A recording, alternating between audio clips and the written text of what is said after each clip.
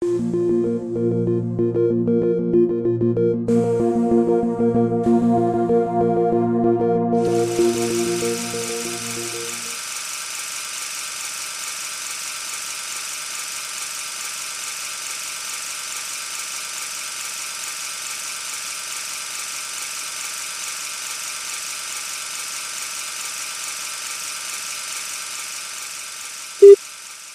exceção do cinema novo, que foi pensado como projeto estético, enfim, como ideologia, como programa, etc., as outras coisas elas são um pouco agrupadas a posteriori. Quer dizer, a gente tem movimentos, sim, eles estão aí acontecendo, mas a tendência é que a gente só veja isso daqui a algum tempo. Porque essa ideia do cinema brasileiro é efetivamente uma coisa muito grande, né? É difícil a gente falar alguma coisa que dê conta do cinema brasileiro, né? Mas a gente pode tentar elencar algumas questões fundamentais que tocam questões históricas, né? Históricas no sentido de excelentes filmes não são vistos.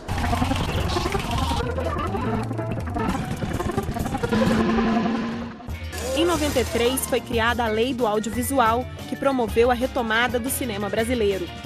Quase 20 anos depois, nosso cinema continua dependente do dinheiro público, mas há também quem inove e tente outros caminhos. O Diverso de hoje discute o cinema brasileiro em curso.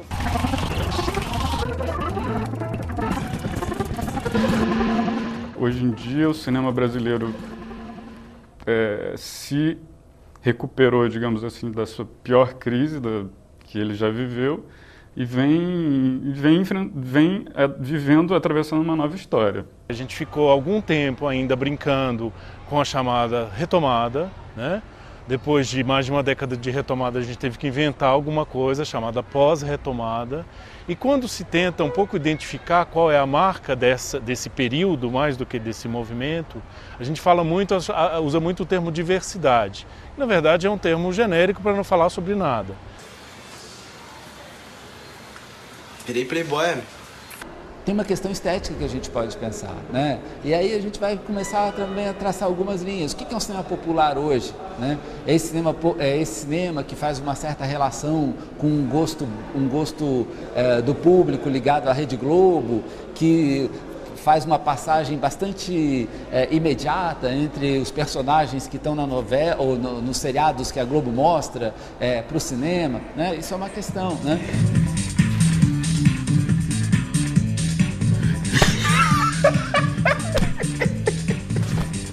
Ai, vamos dançar, Juca! A festa tá bombando, hein? Vai, Juca, dança! Uma questão que é interessante para uma certa indústria do cinema, mas ao mesmo tempo tão triste enquanto eu vou ver um filme nacional e daí o que eu vou ver é aquilo que já está sendo visto hegemonicamente, entendeu? O meu desafio como assim, distribuidor, no caso, é que eu sou um pouco de tudo, assim, mas como distribuidor e como produtor, é tentar encontrar o caminho de cada filme, sabe? No cinema, tempo é dinheiro. Se você fizer um filme de 3 meses, não tem como ficar barato. Meus filmes duram 10 dias no máximo, meus longas. Meus curtas são de 1 a 2 dias, entendeu? Equipe reduzida. Para que ter um set de filmagem com 80 pessoas? Nelson Pereira dos Santos fez o Vidas Secas com 12 na década de 60, entendeu? Pra tu se tornar um Jedi na arte de pegar a mulher, você tem que ir pra night tomar 10 banzai. Que banzai? Tu tem que ir pra night tomar 10 não, de 10 mulheres diferentes. Nossa, mas masoquista. Aí tu vai tomar tanto não de tanta mulher que tu vai ficar calejada, anestesiada, e quando achar uma mina maneira de verdade, tu vai chegar na moral, na coragem. Sei. Mulher não quer ficar cômico e gagueja não, Francisco. Gosto de homem que chega na moral, meu irmão, olho no olho. O ideal seria que a indústria fosse autossustentável. O ideal seria que a gente fizesse um filme e com a bilheteria pagasse, aí ganhasse dinheiro e fizesse outro filme como funciona nos Estados Unidos ou na Índia. Um dia a gente chega lá. Eu acho que esse subsídio do governo é super importante. Eu acho que ele não pode deixar de existir. Se a ferramenta, a lei do audiovisual é a melhor, eu não sei, mas é o que tem mantido, é o que tem feito o cinema brasileiro viver e nascer e se estabilizar do jeito que está hoje nos últimos 15 anos. Então acho que é positivo. Que esse cara? Sabotagem. Cumprimenta o mano aí, mano. E aí, nego, velho, firma. É? E aí, nego, velho, firmão, forte, nego. Tem 3 gravadoras nas botas do cara aqui, ó. Mais um negócio que nós vamos investir. Como é que é? É, 5 conto pra fazer a gravação. Manda o som aí, Sabotar. Aí.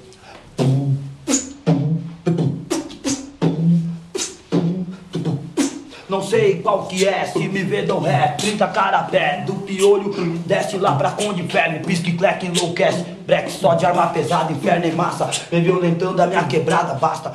Essas leis de incentivos possibilitaram que eu construísse a carreira que eu construí, com o 7º longa-metragem agora. Então, pô, eu sou muito grato que eu tenha tido essa oportunidade, né? Logicamente, tentando com a maior integridade possível agir com a responsabilidade, sabendo que é dinheiro de renúncia fiscal. O Cacá Diegues dizia o seguinte: hoje vocês estão todos felizes, todo mundo produzindo muito, etc., mas se o Estado sai, acaba, né?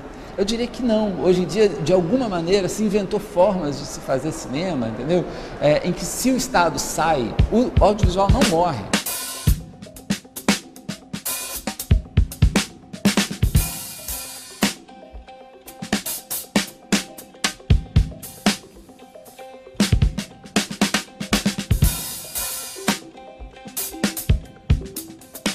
Tem que formar seu grupo, seu time, seu coletivo, né? Na Cavide são umas 30 pessoas, um ajudando no filme do outro. Se ele não me ajudar no filme dele, se ele não me ajudar no meu filme, eu não vou ajudar ele também não, entendeu? Mas todo mundo quer fazer, entendeu? E isso vai rolando e você consegue quebrar esses paradigmas de custo, de grana. Ah não, que sacanagem, não acredito que o Cláudio Assis ganhou outro edital de longa, cara. Jefferson D também ganhou. Caraca, só esses caras que ganham. Pô, esses caras já ganharam um montão de edital. Breno Silveira ganhou. Que isso, cara? Aí fica difícil. Pera aí. Luiz Carlos Lacerda ganhou. Ah, beleza, né? Menos mal, né? Pelo menos o Bigode ganhou dessa vez. Quem é esse cara aqui? Cavi Borges. Esse esquema de edital funciona. Eu tenho os meus projetos que eu boto nos editais. São filmes que só dá para fazer com 2 milhões, com 1 milhão. Mas enquanto não sai esse, eu vou fazendo uns baratinhos aqui, entendeu? Eu não fico esperando, não fico o pessoal fica muito traumatizado, fica muito assim, tipo, ah, meu Deus, não faço filme, ah, não ganho edital. Em vez de ficar reclamando, vai e faz, porra. O cinema brasileiro está vivendo uma esquizofrenia, porque ele quer fazer um discurso de independência e, na verdade, ele é extremamente dependente do Estado.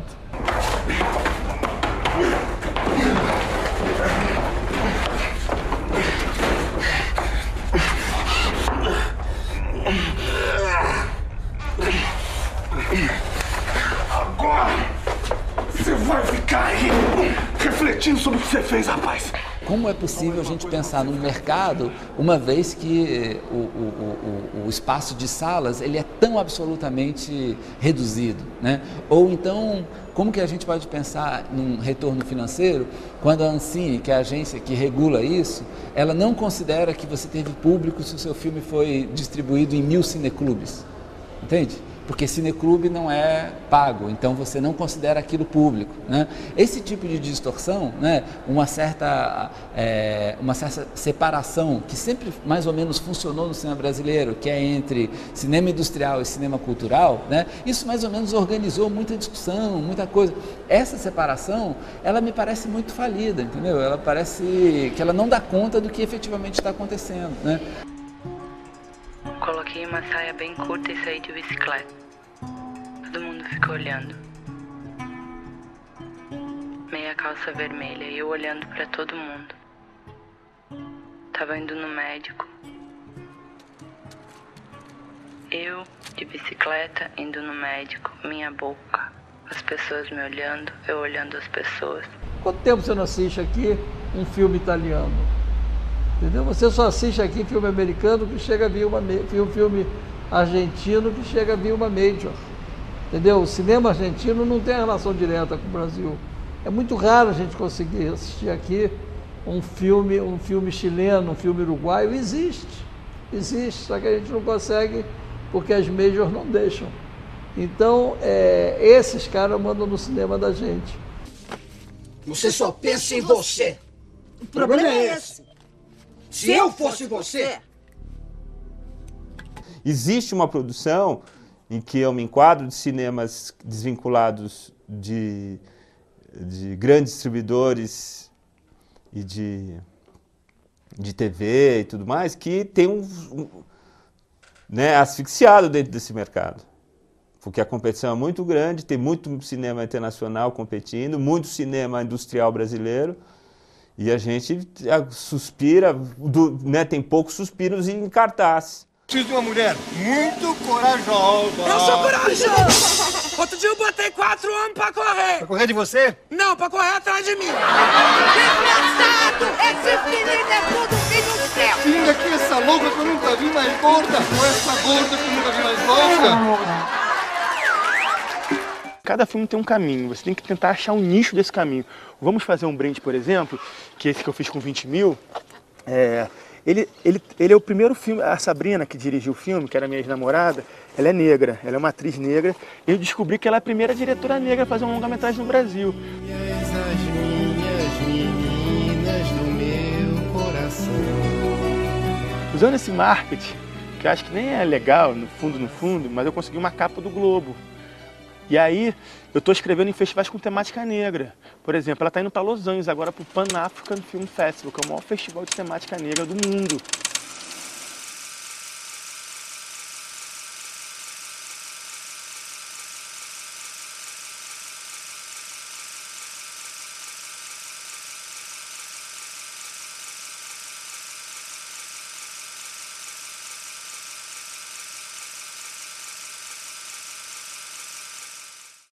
Eu diria que a produção do Brasil hoje ela tem espaço de produção para quase todos os tipos de produtos da cadeia, entende?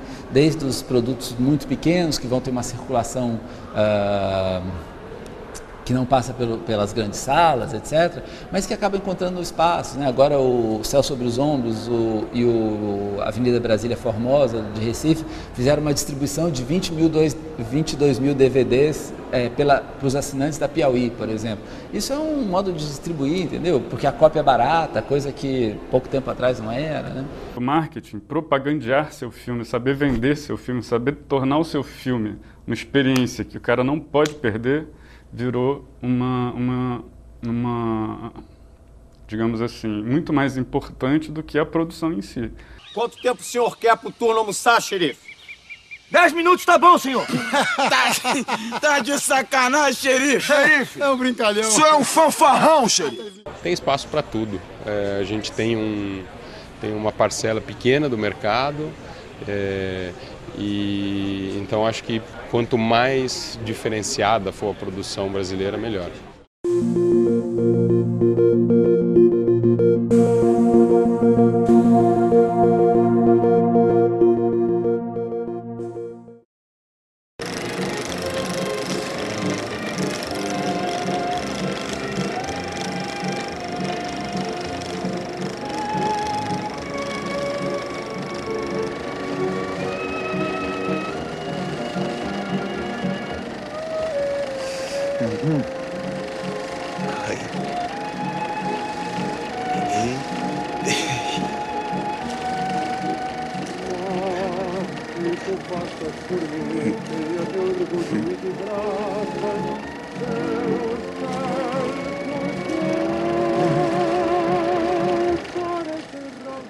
Existe um circuito para o cinema documentário, existe um circuito para o cinema político. Ele não é contabilizado pelos organismos de Estado, o que é paradoxal em se tratando de um governo popular. Se isso existe, entre aspas, esse mercado também existe. Um mercado, entre aspas, que defende o cinema político e o cinema cultural. O direito de sonhar, que é o papá e a mamá de todos os direitos, porque é o que dá de comer a todos os demais.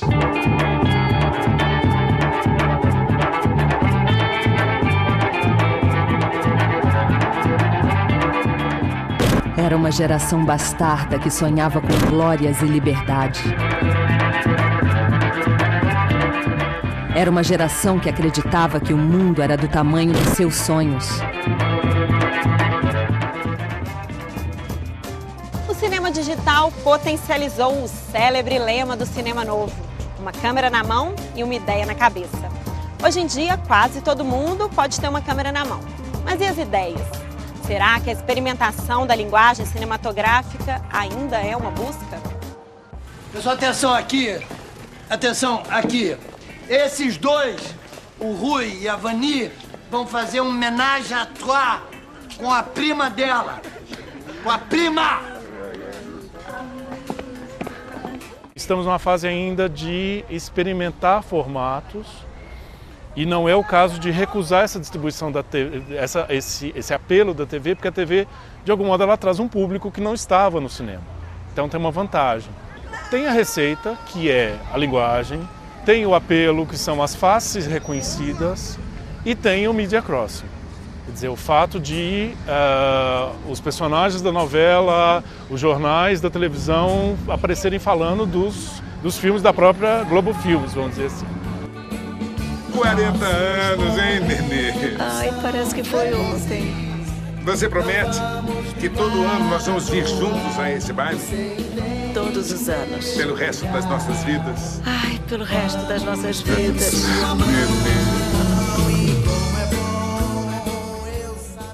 Eu não quero impedir ninguém de produzir e nem quero impedir ninguém de assistir um filme, até porque se esses filmes dão bilheteria é porque eles têm público. Tem gente que quer assistir isso, tem gente que quer ir ao cinema para assistir na sala de cinema a extensão do que ele assiste na casa dele. É um direito dele, né? Eu não quero proibir que essa gente tenha o direito de assistir filmes. O que eu acho que é a ser evitado é padronizar. Foi para a TV é um tipo de franquia que empresta o seu modelo e contamina o cinema e rebaixa a linguagem da TV. Ou o contrário, foi direto para o cinema é uma linguagem enobrecedora que depois leva para a TV e a TV alcança o patamar da qualidade. Acho que tem que ter muita consciência dessa contaminação. E é uma contaminação salutar para os dois, né? Pensar que um ganha do outro em relação às vantagens de comunicação. O que eu defendo é o nosso direito de exibir filmes para um outro público que se esse sim está marginalizado das salas de cinema. A gente podia fazer melhor, sabe? Que a gente está muito preso à televisão, mas eu vou te dizer, isso não é um fenômeno só brasileiro, né? Eu estou fazendo uma pesquisa sobre blockbusters no mundo, por exemplo, você vai ver que na Alemanha são comédias televisivas que fazem sucesso. Na Itália, os maiores sucessos são comédias com astros da televisão, que eu não vi esses filmes não circulam, eles não têm uma vocação internacional. Ele é um pouco o fenômeno dessa época. O filme de grande público, ele é feito a partir dos códigos que a gente está mais habituado a ver. E esses códigos são os códigos televisivos. Queiram aceitar de cordial. Ih, cordial, que vai de novo. Presta atenção, Camarguinho. Vai, presta atenção.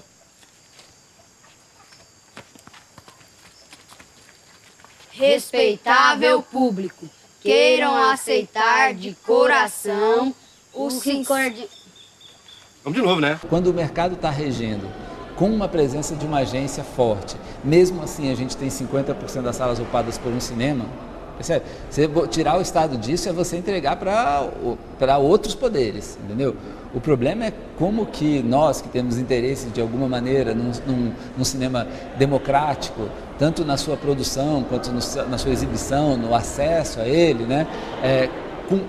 Como que a gente vai lidar com essas forças, né? Forças essas que é do mercado, porque o mercado interessa. A gente tem interesse que todos os filmes interessantes, de alguma forma, tenham algum retorno de mercado. Então, o mercado é uma questão, né? Então, de forma nenhuma você vai falar, então, o cinema de mercado interessa. Não, o problema não é o cinema de mercado. O problema é como lidar com o mercado e fazer com que o mercado seja possível para todos os filmes, né?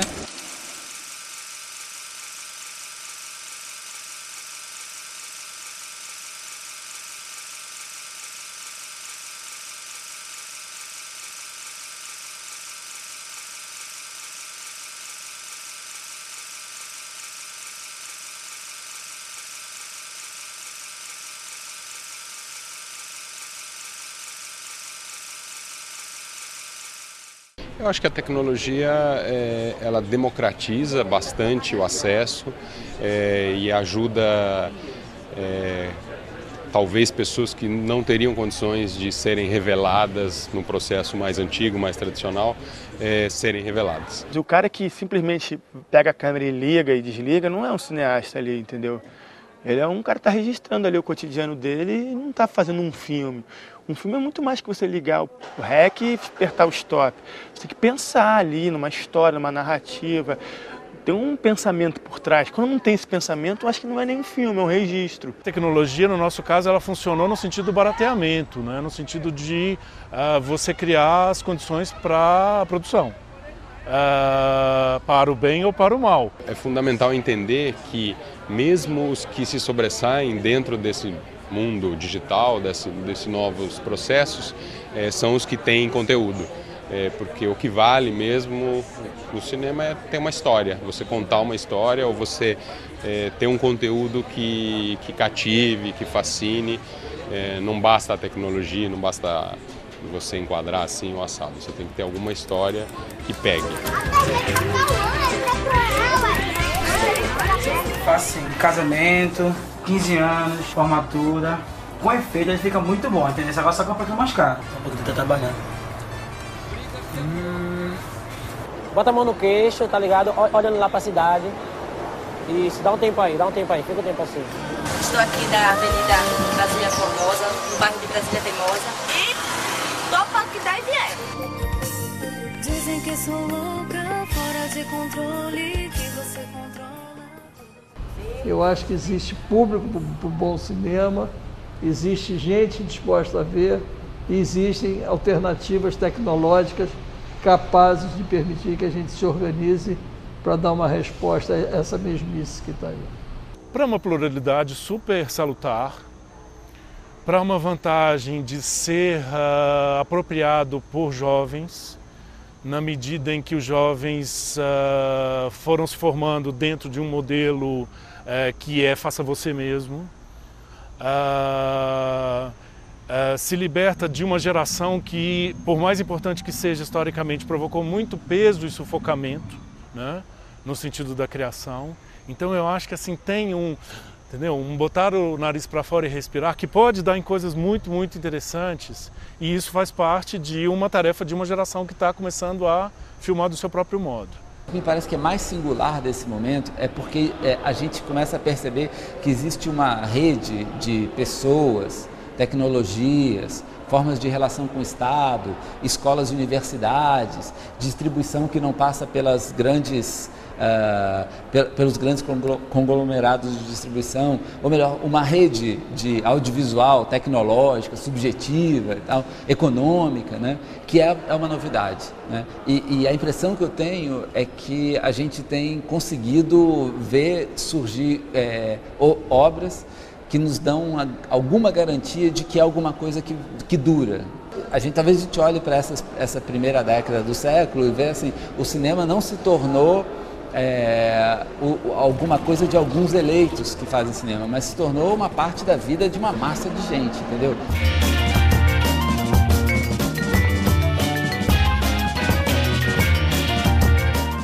E o Diverso de hoje chega ao fim. Se quiser saber as novidades, é só curtir nossa página no Facebook ou seguir o programa no Twitter.